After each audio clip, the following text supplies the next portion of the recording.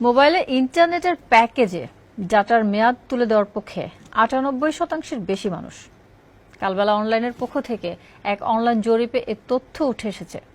রোববার দুপুর পর্যন্ত মাত্র একদিনে এই মতামত জরিপে অংশ নিয়েছিলেন ৪৬,০০০-এর বেশি মানুষ, যেখানে ডাটার মেয়াদ রাখার পক্ষে মতামত দিয়েছেন ১%-এর কিছু বেশি মানুষ।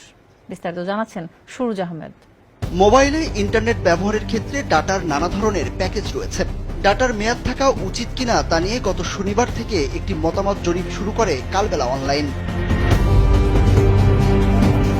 কালবেলার মতামত জরিপে বলা হয়, মোবাইলে ইন্টারনেট ডাটার প্যাকেজ নিয়ে জরিপ করছে বিটিআরসি।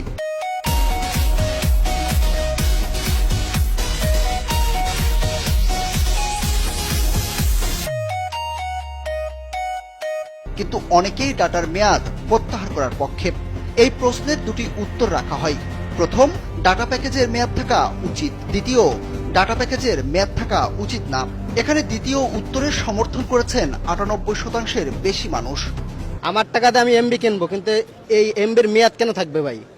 কারণ আমি তো চাই যে আমি যে কয় টাকা এমবি কিনুক, আমি এমবি 1 মাসে খরচ করতে পারি বা 1 বছর খরচ করতে পারি, আমার মন মতো আমি খরচ করব।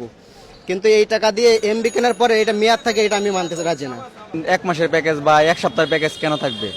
আমার আনলিমিটেড থাকলে তো সবার জন্য সুবিধা। আমার টাকা দিয়ে আমি এমবি কিনলে এই 1 সপ্তাহ পরে এমবি ম্যাচ শেষে ঢুকে দেখি, তো এমবি তো অনেক সময় শেষ করা যায় না।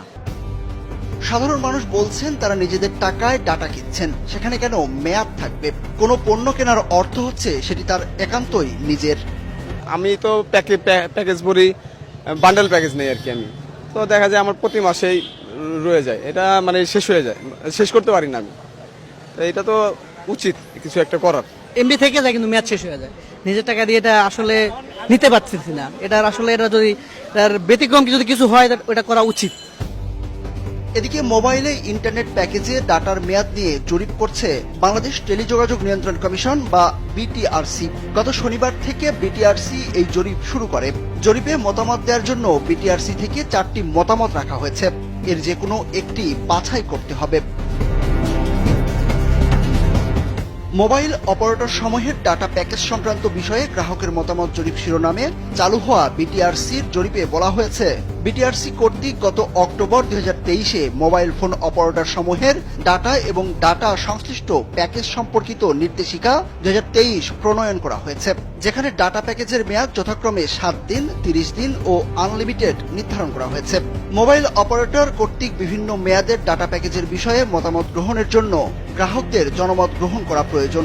জনমত জরিপে অংশ নিতে একটি গুগল ফর্ম চালু করা হয়েছে।